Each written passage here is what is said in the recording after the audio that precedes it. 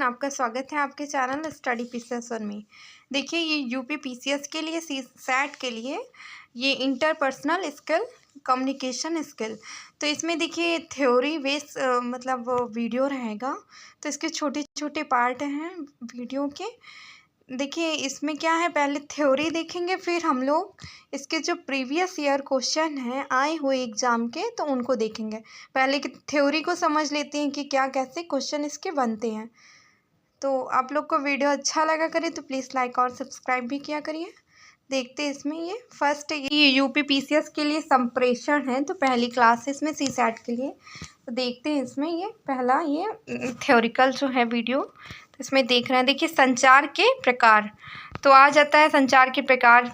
ये संचार क्या होता है, तो देखिए इसमें क्या है। मौलिक संचार बोलने सुनने की विधि, मौखिक वार्तालाप कई एक तरफा व कई बार द्विमार्गी होता है, जैसे डायलॉग होता है। अब इसमें देखिए क्या होता है, रेडियो में क्या होता है, एक तरफ ही आदमी बोलता है। बाई चांस किसी ने कॉल करके अपना कुछ भी क्वेश्चन रहता है तो रेडियो में बात कर सकता है।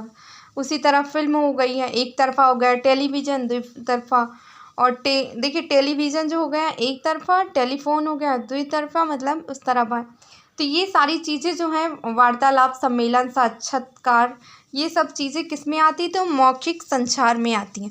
तो बाई चांस आ जाए कि इस तरह के ऑप्शन रहें एग्ज़ाम में कि रेडियो, फिल्म, टेलीविज़न, ये किस में आता है, तो ये सब मौखिक संचार में आते हैं। अब देखते हैं ये नेक्स्ट है। देखिए लिखित संचार, लिखित संचार में क्या आता है, रिटन कम्युनिकेशन। तो इसमें देखिए लिखित क्या, मुद्रित। उदाहरण में देखिए पुस्तक, पत्र पत्रिकाएं, पोस्टर, ट्रिक्स और साइन बोर्ड, बुलेटिन, आदेश प्रपत्र, नियमावली और चार्ट प्रपत्र, ये सब किस में आते हैं, तो ये रिटन कम्युनिकेशन में ये सब चीज़ें आती हैं। तो ये जितने भी हैं ये एग्जाम्पल, तो ये सब आए हुए हैं एग्जाम में, तो इम्पोर्टेंट है।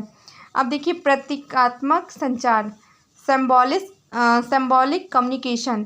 तो इसमें क्या होता है, देखिए इशारे का प्रतीक होता है, जैसे होठों पर उंगली रखकर चुप रहने का, ये सब किस में आता है, तो प्रतीकात्मक संचार में आएगा। ऐसे रखने का इशारा हो या ना, गर्दन हिलाना, और जीतने का, इसमें वी का ऐसे ही सिंबल रहेगा, इसमें जीतने के लिए। आकार में उंगली बनाना, ये ऐसे। तो ये जितने सिंबल हैं तो ये सब किस में आते हैं, तो ये सब प्रतीकात्मक संचार में ये सब आते हैं।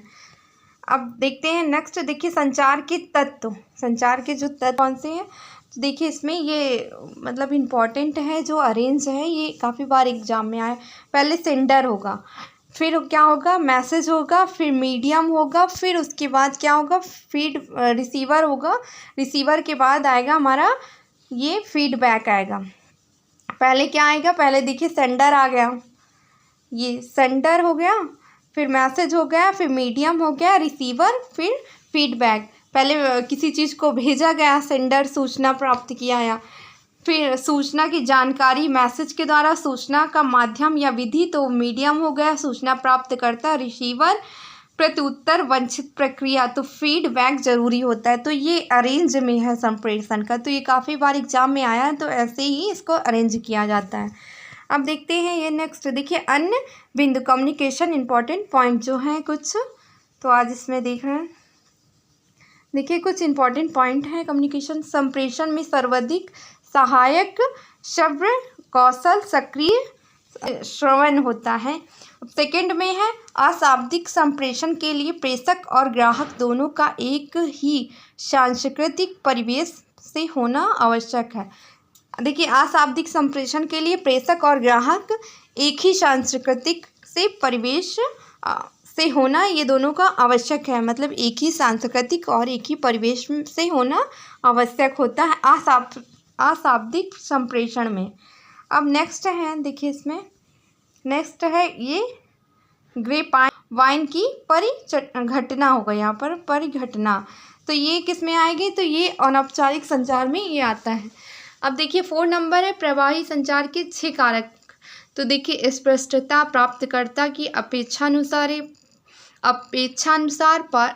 पर्याप्तता, एक सीमा, स्वीकार्य और निरंतर प्रवाह। ये प्रभावी संचार के 6 कारक होते हैं। अब नेक्स्ट है संचार के 3 माध्यम। अब 3 माध्यम कौन कौन से? ऑडियो विजुअल, ये सब हो गया संचार के। पहले ऑडियो हो गया, फिर विजुअल हो गया, फिर ऑडियो और विजुअल, ये दोनों। अब संप्रेषण के सार क्या है? तो समझना, क्योंकि यह संचार का मर्म है। संप्रेषण का बाई चांस सार आ जाए कि संप्रेषण का सार क्या होता है, तो उसका सार होता है समझना, क्योंकि यह संचार का मर्म है। देखिए इसी तरह एग्जाम में काफ़ी क्वेश्चन आए हुए हैं इसी साइड में। अब ये नेक्स्ट है देखिए 7 नंबर, संगठन में संचार के 3 प्रकार हैं। कौन कौन से? तो आंतरिक संचार, बाह्य संचार और अंतर्वर्गीय संचार। संचार के जो संगठन संचार के प्रकार बाई चांस पूछ लिए एग्जाम में कि कितने होते हैं, तो ये होते हैं 3। आंतरिक संचार, बाह्य संचार और अंतर्वर्गीय संचार होते हैं। अब नेक्स्ट है संगठन में संचार की दिशाएं। तो देखिए कैसे होता है, ऊपर से नीचे, ये ऊपर से आएगा नीचे, और नीचे से ये ऊपर, और समान स्तर, इसका होगा क्या? समान स्तर। तो संगठन में संचार की दिशाएं 3 होती हैं, एक ऊपर से नीचे, नीचे से ऊपर और समान स्तर पर। तो ये हो गया संगठन के संचार की दिशाएं होती हैं। अब नेक्स्ट है कम्युनिकेशन शब्द की उत्पत्ति कहाँ से हुई? बाई चांस एग्जाम में ऐसे पूछ लेते हैं। तो इसका हुआ है, कम्युनिकेशन शब्द की उत्पत्ति लैटिन भाषा के कम्युनिस्ट से हुई है, इसकी उत्पत्ति। अब 10 नंबर है संप्रेषण में किसका नियम?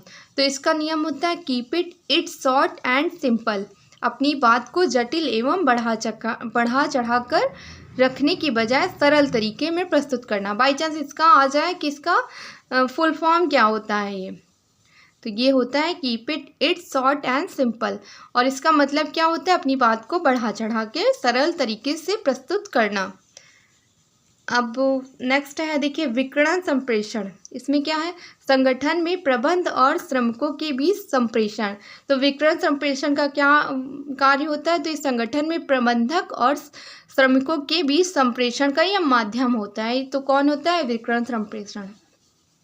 संतुलित विभागीय प्रतिमान, संबंधों का निर्वाह विभिन्न विषयों के जानकार व्यक्तियों के बीच समानता के साथ। ये संतुलित विभागीय प्रतिमान ये ऐसे होता है।